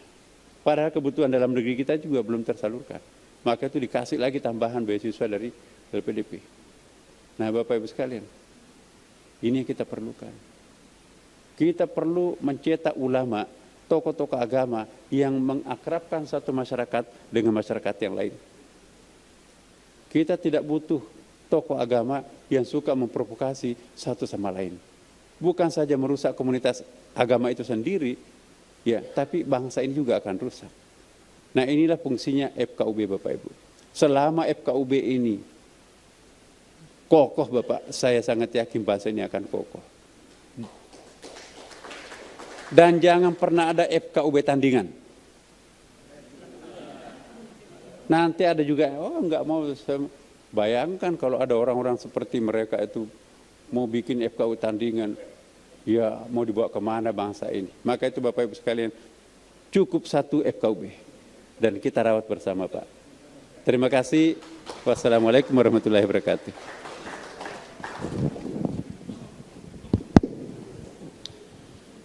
Terima kasih. Memang dari alif sampai wassalam. Jadi penuh padat apa yang sampaikan dengan kita semuanya, menyentuh kalbu yang sangat dalam, ya, hati yang terpendam, menggugah semangat, mengajak tutur kata yang sopan, yang santun, bagaimana bergaul, bagaimana bersatu, bagaimana bersaudara, sekalipun kita berbeda dalam keyakinan dan keimanan, beda agama, beda suku, adat istiadat. Hampir seluruh negara disebut oleh beliau tadi yang pernah dikunjungi. Jadi bukan hanya mendengar berita, tetapi dikunjungi, didatangi, dan ikut menyaksikan sendiri betapa pentingnya materi-materi ceramah atau syiah kita seperti begini. Inilah salah satu model cyber agama yang diharapkan oleh bangsa negara kita yang tercinta ini.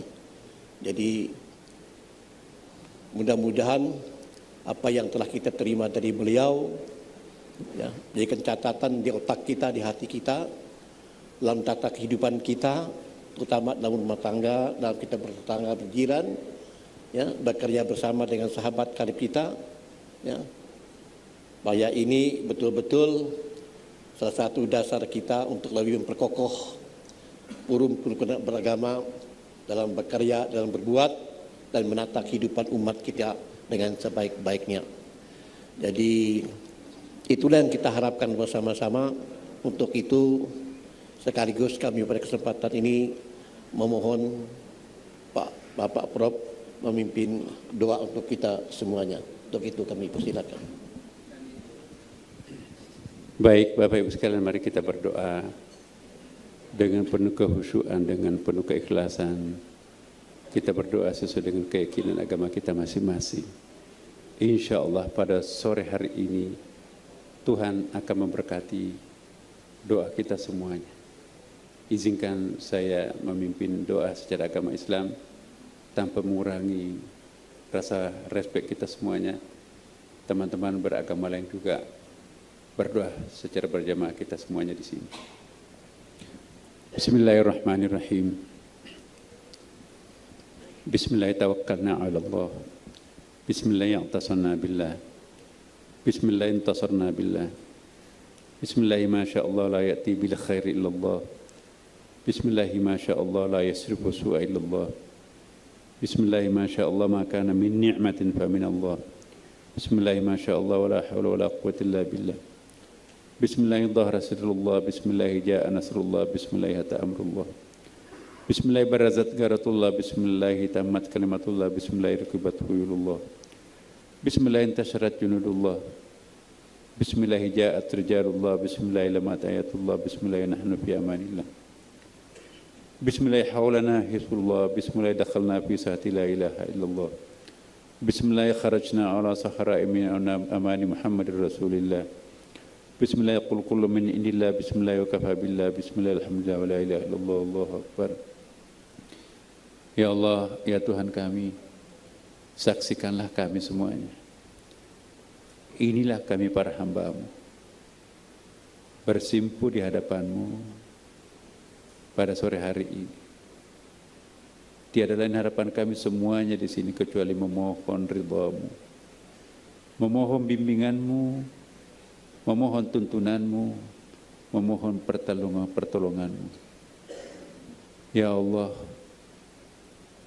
persatukanlah pikiran dan hati kami sebagai sesama warga bangsa dan sebagai hamba-Mu. Ya Allah, jadikanlah kekayaan bangsa kami ini sebagai kekuatan pemersatu. Ya Allah, ya Tuhan kami, Engkau-lah Tuhan kami yang maha benar. Terimalah kami apapun adanya kami, karena inilah kekuatan kami yang kami miliki kepadamu ya Allah. Ya Allah, ya Tuhan kami, banyak tantangan yang kami hadapi, terutama FKUB ini. Tapi sebesar apapun tantangan itu, jika Engkau selalu hadir mendampingi kami, maka kami yakin kami bisa menyelesaikan semua persoalan yang muncul. Ya Allah, ya Tuhan kami, banyak kelemahan kami, tetapi kami yakin Engkau adalah Tuhan yang maha sempurna. Tutupilah seluruh kelemahan kami sehingga mampu berdaya untuk menciptakan dan mewujudkan harapan-harapan yang Engkau perintahkan kepada kami semuanya. Ya Allah, ya Tuhan kami, karuniakanlah bangsa Indonesia ini rezeki yang halalan thayyibah dan mubarakah. Janganlah kiranya kekayaan bangsa kami ini membuat kami gontok-gontokan satu sama lain. Makanya itu kami mohon berkah-Mu. Berkahilah bangsa kami, bangsa Indonesia ini, sehingga kami bisa solid, kami ingin bisa bersatu, mewujudkan cita-cita proklamasi kemerdekaan bangsa yang telah dirintis oleh para pendahulu kami. Ya Allah, ya Tuhan kami, pertautkanlah hati kami satu sama lain, yang hadir di tempat ini maupun yang di luar sana, sebagai sesama warga bangsa. Kokohkanlah persaudaraan kami, sehingga betul-betul tercipta suatu solidaritas yang sangat kental, sehingga kami betul merasa bahwa di sini tidak ada orang lain. Kami bersaudara. Persaudarakanlah kami ya Tuhan, antara satu sama lain yang hadir pada kesempatan ini. Kami sungguh sangat yakin Engkau adalah Tuhan yang maha bijaksana, maha pengampun, maha pengasih. Ampunilah kami, kasihanilah kami. Kami tidak punya Tuhan selain hanya Engkau ya Allah. Karena itu kami mohon betul, selamatkanlah bangsa kami dari berbagai macam ancaman, dari berbagai macam krisis. Seandainya krisis itu muncul, selesaikanlah sesegera mungkin, seperti yang Engkau tunjukkan bagaimana cepatnya bangsa kami menyelesaikan persoalan COVID-19. Kami bersyukur ya Allah, karena Engkau mempertahankan perekonomian dan kedamaian, ketenangan dalam negeri kami. sehingga kami bisa beribadah dengan tenang dan nyenyak, bisa tidur nyenyak, bisa makan. Kami bersyukur juga bahwa ya Allah, Engkau menganugerahkan alam yang subur dan segar. Berikanlah kesadaran kepada kami semuanya untuk merawat dan memelihara alam kami supaya tidak rusak. Luruskanlah jalan pikiran kami, lembutkanlah hati kami, tegakkanlah langkah-langkah kami di atas jalan-Mu yang benar. Ya Allah, terimalah kami apapun adanya. Allahumma taqabbal du'ana ya Allah. Rabbana atina fid dunya hasanah fil akhirati hasanah wa qina adzabannar. Walhamdulillahi rabbil alamin. Assalamualaikum warahmatullahi wabarakatuh. Ada yang mau bertanya? Kelupaan. Ada jemaah mau bertanya, hadirin? Tidak ada? Ada? Pak Kiai? Ada?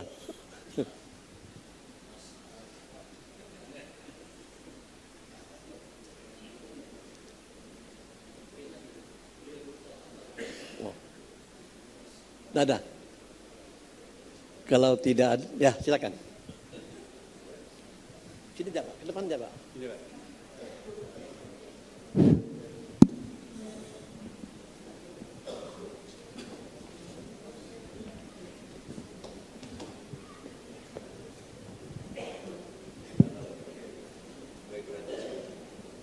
Assalamualaikum warahmatullahi wabarakatuh. Pak Prof yang saya hormati, kami cintai. Saya Zainuddin, tapi bukan MZ. Ketua FKUB Tarakan. Ingin Pak Prof tadi membicarakan tentang harus rukun. Lalu menurut Pak Prof, batasan-batasan rukun itu sampai di mana gitu. Nah itu kira-kira.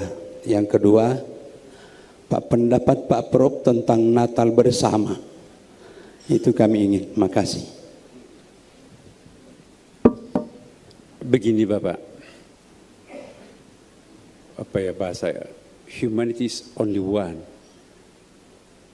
Rasa kemanusiaan kita itu sebetulnya satu. Kalau saya mencubit diri saya sakit, tentu juga sakit kalau orang lain saya cubit. Jadi ini ada universal, ada yang merupakan common sense. Maka itu saya sering berpesan kepada anak keluarga saya. Kalau kamu sakit diperlakukan orang seperti itu, jangan pernah memperlakukan hal yang sama kepada orang lain. Ya. Batas kerukunan itu yang pertama adalah sepanjang itu bisa menjatuhkan martabat orang lain, karena statement atau sikap kita jangan melakukan. Karena bagi kita semuanya sebagai warga bangsa Indonesia ya, feeling kita sama. Kemarin ada juara tinju kita, agamanya Kristen, yang ikut tepuk tangan bahkan mendoakan adalah umat Islam lebih banyak karena memang mayoritas ya kan. Tapi Aryani kemarin mendapatkan kehebohan di Amerika. Yang ikut tepuk tangan juga agama lain walaupun dia pakai jilbab ya kan. Jadi ini ada rasa kebersamaan. Ini jangan dicabik-cabik. Ya. Tapi yang batas yang kerukunan seperti apa? Ya. Saya kira ada batasnya. Tidak mungkin kita akan meminta orang-orang Kristen untuk hadir di masjid melakukan sholat. Boleh masuk ke masjid, tidak perlu sholat. Nah, bukanlah kerukunan, boleh masuk ke masjid, Istiqlal, tapi kamu harus ikut ruku ya, ikut sujud. Itu bukan kerukunan, itu pemaksaan. Kerukunan itu tidak boleh ada unsur pemaksaan. Satu Pak. Natal bersama. Nah ini. Kita melihat perkembangan di Timur Tengah Bapak Ibu, di Mesir, Ya, nggak ada Natal bersama. Memang kita tidak boleh melakukan Natal bersama. Karena Natal itu adalah peristiwa agama bagi saudara kita yang beragama Nasrani, Katolik, Protestan. Tapi kalau kita diundang hadir untuk acara non ibadah mereka, itu tidak ada masalah. Seperti juga kalau hari raya Idul Fitri, tetangga kita datang, itu nggak ada masalah karena berziarah itu adalah sesuatu hal yang sangat mulia.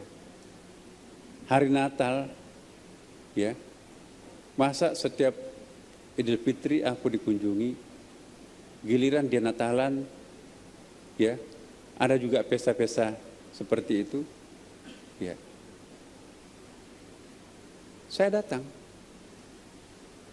Pak, saya tahu Bapak orang Islam, ini catering saya, Pak Haji itu, tidak ada sama sekali kontaminasi dengan babi di sini. Kehadiran Bapak itu satu hal yang sangat istimewa buat kami. Kami tidak datang merayakan Natal di situ, tapi sebagai rasa kemanusiaan dia datangi saya setiap tahun Idul Fitri, saya juga datang. Dan apalagi yang disuguhkan itu tadi, itu kan aku yakin nggak ada, saya percaya. Ya. Jadi kita jangan mempersoalkan sesuatu yang tidak perlu kita persoalkan. Yang jadi masalah itu kalau kita Natal ikut juga pada upacara ritualnya, bakar lilin, nyanyi bersama. Nah itu masuk ke wilayah-wilayah ta'abudi. Ya. Saya sering Pak mendampingi presiden, mulai dari Pak Harto, Pak Habibie, Gus Dur, ya, Pak SBY, kemudian juga Pak Jokowi. Tapi teman-teman kita tahu Natal bersama itu di GCC. Ya. Selanjutnya kami akan melakukan acara khusus untuk umat Kristiani. Ya. Secara ekumeni itu gabung Katolik Protestan. Maka dengan segala rasa hormat kami, kita ucapkan terima kasih atas kunjungan saudara-saudara kami yang beragama lain. Kita pulang. Jadi yang kita datangi itu adalah ya rasa kebersamaan kita sebagai bangsa Indonesia, sahabat, tapi kita tidak ikut Natalan. Kita ikut dalam acara suasana Natal mereka. Ya. Jadi menurut fatwa Majelis Ulama seperti itu nggak ada masalah. Dan negara lain juga nggak ada masalah. Yang jadi masalah Bapak Ibu, Natalan bersama dalam arti, yo ikut di situ, wah sab pertama lagi Pak Haji. Nah itu yang jadi masalah. Dan teman-teman kita Kristen juga tidak pernah, malah justru risih mereka. Loh kok kenapa datang ke sini? Itu mereka juga nggak mau. Nah jadi saya kira Bapak Ibu, insya Allah yang paling penting buat kita itu adalah niat kita. Kami ya Allah datang di sini sebagai solidaritas, sebagai sesama umat manusia, sebagai warga bangsa yang baik. Dia juga memperlakukan sama ketika kami Idul Fitri. Ya, nggak ada masalah. Yang mau diikuti siapa sih? Majelis Ulama ada fatwanya, kemudian juga negara lain, OKI juga membolehkan. Nah memang ada kelompok lain, ya kenapa mau ikut? Jadi itulah yang saya katakan tadi. Ya, hati-hati kita jangan diprovokasi oleh kelompok-kelompok yang sesungguhnya punya kepentingan lain. Nah, sepanjang kita beragama seperti mainstream yang kita ajarkan selama ini, ya, kita misalnya ada NU, Muhammadiyah dan ormas-ormas Islam yang lain yang sudah mafhum di Indonesia, itulah yang kita ikuti dan itulah kita taat. Insya Allah Bapak Ibu sekalian, mari kita menjadi benteng pertahanan bangsa yang kokoh dengan adanya solidaritas. Sebab saya tadi katakan, terlalu banyak orang yang iri pemilik Indonesia yang tidak pernah miskin. Berlapis-lapis, lautnya kaya, ya, kemudian daratannya kaya, udaranya juga kaya Bapak Ibu. Orang Australia mau ke Singapura, Kalau kita tutup perbatasan kita, Bapak, itu bengkok itu menjadi mungkin 24 jam baru nyampe ke Singapura tuh. Nah kalau mau lewat udara kita harus bayar. Banyak orang nggak tahu itu. Jadi lewat laut bayar. Masuk ke wilayah Indonesia itu pajak loh Bapak. Pajak penerbangan mau ke timur mau ke barat itu harus bayar Indonesia tuh.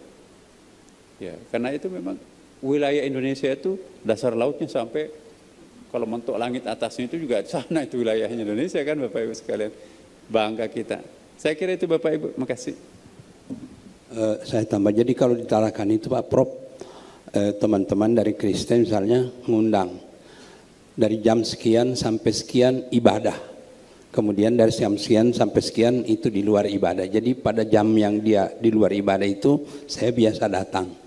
Itu tinggal sambutan Pak Wali Kota, biasa sambutan FKUB dan segala, dan tidak ada lagi ibadah di situ. Oh, itu yang saya maksud. Itu perlu dicontoh di provinsi lain Bapak. Benar. Di tempat lain nggak ada seperti itu Pak. Maka itu, iya, walaupun kita provinsi baru ya, tapi bisa mempersembahkan contoh-contoh yang seperti itu. Aman kan Bapak? Iya, terima kasih. Demikian kita akhiri pertemuan kita pada sore hari ini. Mana Pak Wiono ya? Sebelum ditutup, ada pengumuman atau bagaimana kira-kira? Ya. Ya, ada. Ini Kristen. Sini Pak, sini Pak.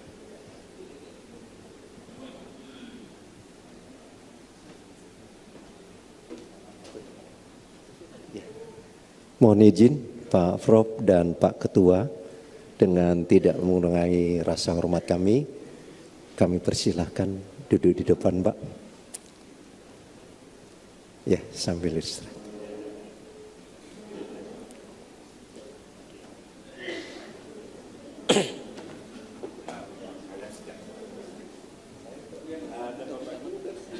Langsung saya.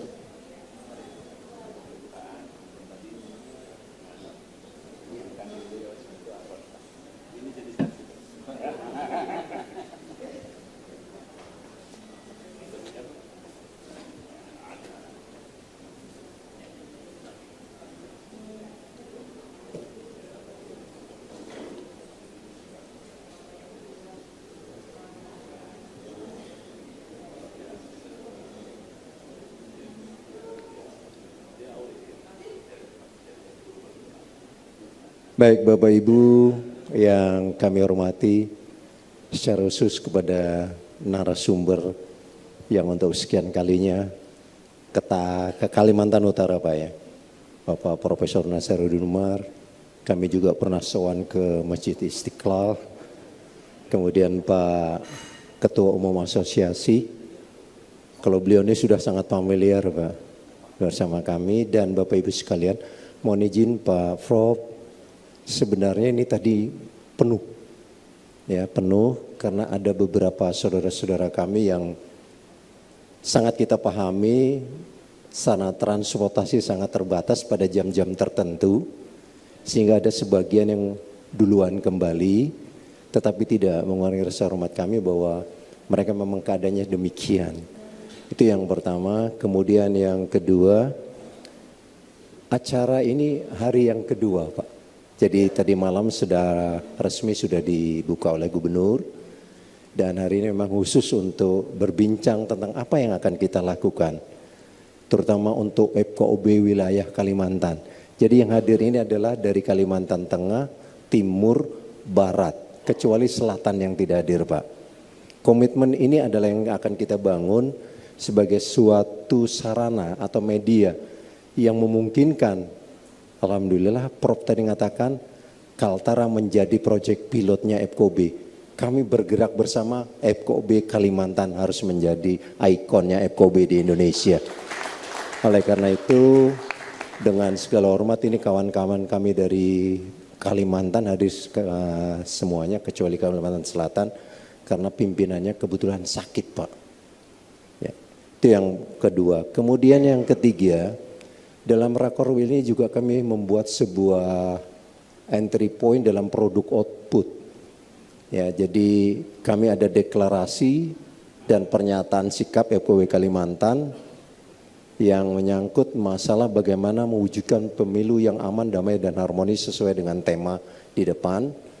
Kemudian yang ketiga, kami juga mencoba memberikan sebuah kontribusi yang memungkinkan menjadi sebuah nilai bagi FKUB nasional tentang apa yang menjadi bagian kerinduan zona Kalimantan. Salah satunya adalah IKN. Nah, kami juga FKUB akan berbicara tentang itu untuk memberikan sebuah rekomendasi.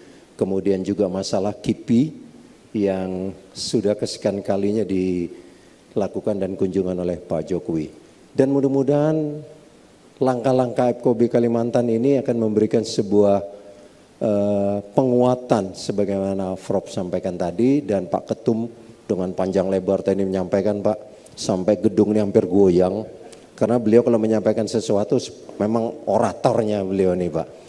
Nah, untuk itu pada kesempatan yang berharga ini perkenankan kami atas nama pengurus FKUB Provinsi Kalimantan Utara menyampaikan ucapan terima kasih dan penghargaan yang setinggi-tingginya kepada Prof, Pak Ratu, dengan waktu yang begitu singkatnya.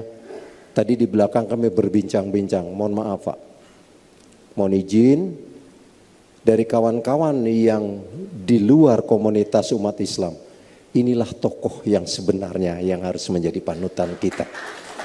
Memberikan nuansa yang sejuk, dingin, membangun kebersamaan. Itulah esensi daripada keberadaan FKUB melalui tokoh-tokoh seperti Prof dan Pak Ratu. Mudah-mudahan ini muncul lagi tokoh seperti demikian, Pak, sehingga Indonesia tidak akan bisa digoyang oleh siapapun juga melalui penguatan kita bersama. Dan tentunya pada kesempatan ini juga kami mohon maaf yang tak terhingga. Tadi Prof dijemput dengan speed, syukur alhamdulillah tidak ada gelombang ya Prof. Harusnya ada gelombang jadi bisa menikmati nikmatnya alam Indonesia. Ya, jadi kita tahu persis gelombang, oh ternyata Kaltara ada gelombang dan lain sebagainya. Itu adalah sebuah rangkuman kenikmatan Tuhan yang diberikan kepada kita. Dan sekali lagi tidak mengurangi rasa hormat kami, mungkin secara keseluruhan saudara-saudara kami ini tidak sempat sowan ke Bapak, mengantar Bapak kembali besok pagi, malam ya mohon izin kawan-kawan, subuh kami sampaikan pada bapak-bapak dan saudara-saudara kami bahwa beliau flightnya itu pagi jam 7 harus ke Surabaya dan pukul 10 harus sudah ada kegiatan di Surabaya. Nah sementara di Tanjung Selor dan Tarakan itu hanya ada flight kalau mau jam 7 harus subuh dari sini Pak, risiko.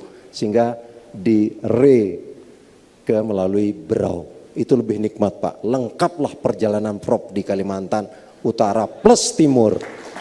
Itu berkat FKUB Kalimantan yang menjemput dan mengantar Bapak. Dan kemudian yang ketiga kepada Bapak Ibu, saudara-saudara kami yang kekasih dari Kalimantan, Barat, Tengah, kemudian Timur, dan Kalimantan Utara.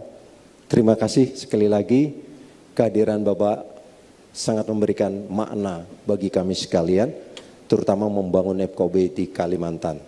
Juga kepada Bapak Ibu, pengurus FKUB Kabupaten Kota, Pak Prof, ini Kabupaten Kota Kalimantan Utara hadir semua Pak, yang hadir bersama kita pada saat ini.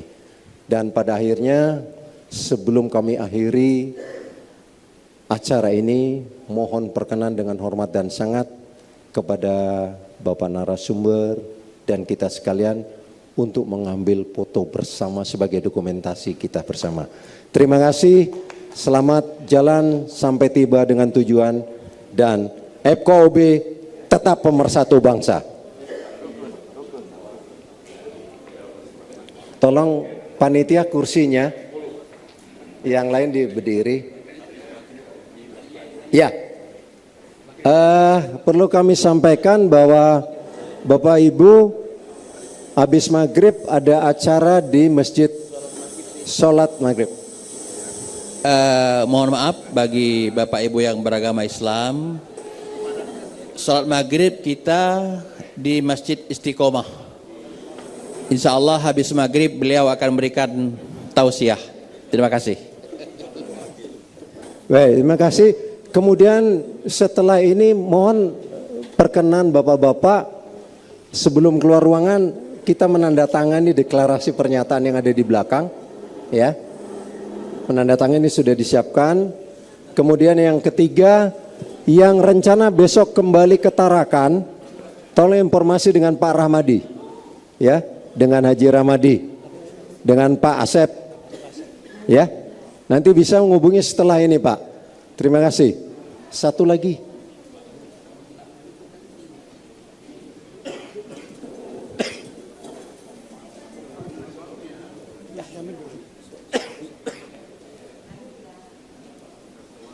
Mungkin bisa semua, Pak, semua peserta, monggo Pak Bambang, Pak Gofitur, mari Pak.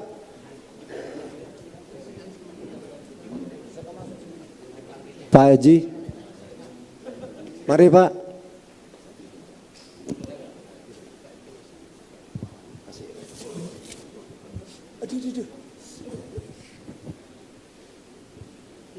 Hitung baru nanti Altara di hati. Erwin. 1, 2, 3. Win. 2, 3. Ya, Kaltara di hati.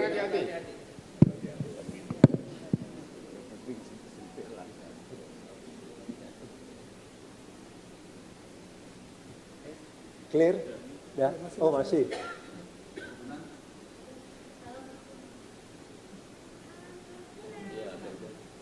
Salam kerukunan 5.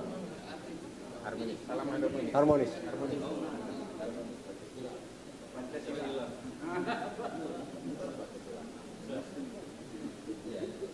Baik. Terima kasih.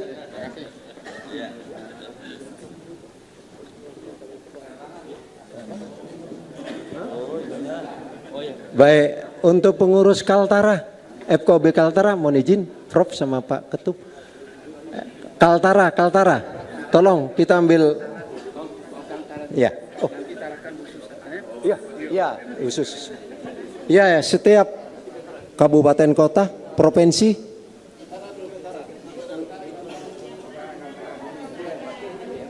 Dosa biar di belakang aja, dosa panjang. Dosa iya aja.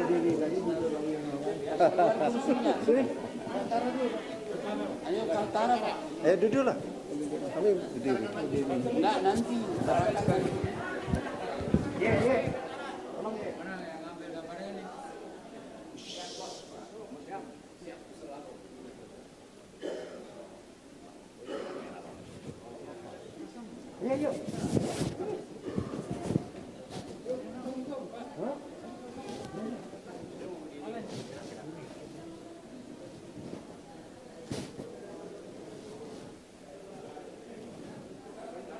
Kaltara di hati.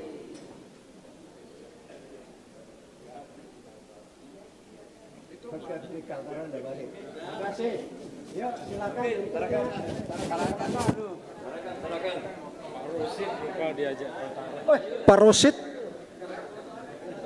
Pak Rosid bukan orang Kaltara rupanya.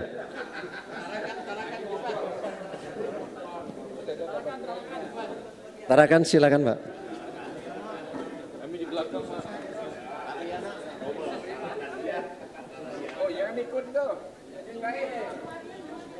Ini yang perlu dipertanyakan yang dua ini.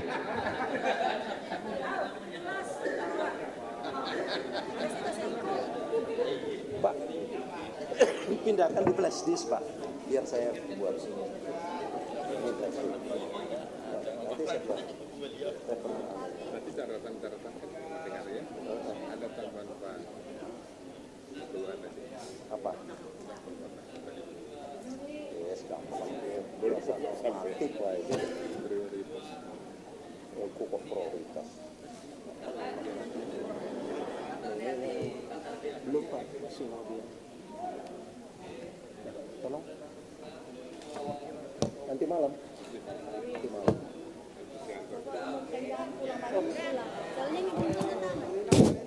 Tes, Mohon maaf Bapak Ibu, tolong yang mau pulang duluan tanda tangan di depan ini Pak. Ini tanda tangan dulu, tolong jangan keluar dulu. Tolong tanda tangan dulu.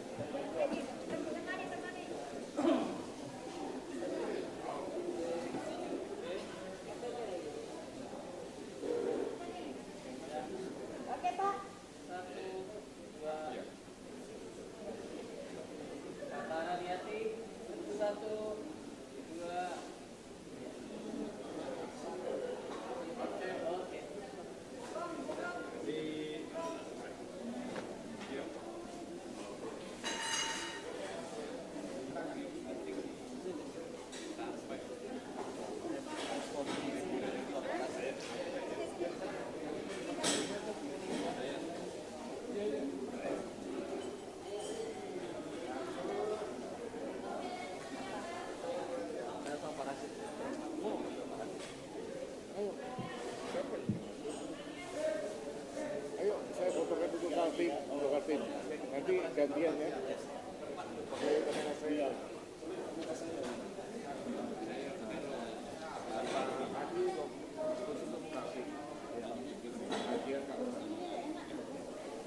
Bunda, jangan di dekat-dekat Bunda. Bunda masuk dalam ini. Isi Bunda. Pak, permisi Pak. Oke Pak. Oh, ada yang kamera di belakang? Ya, iya Pak.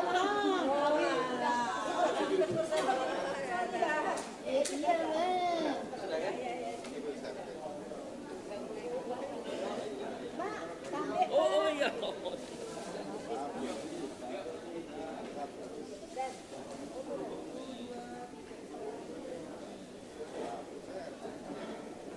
Oke.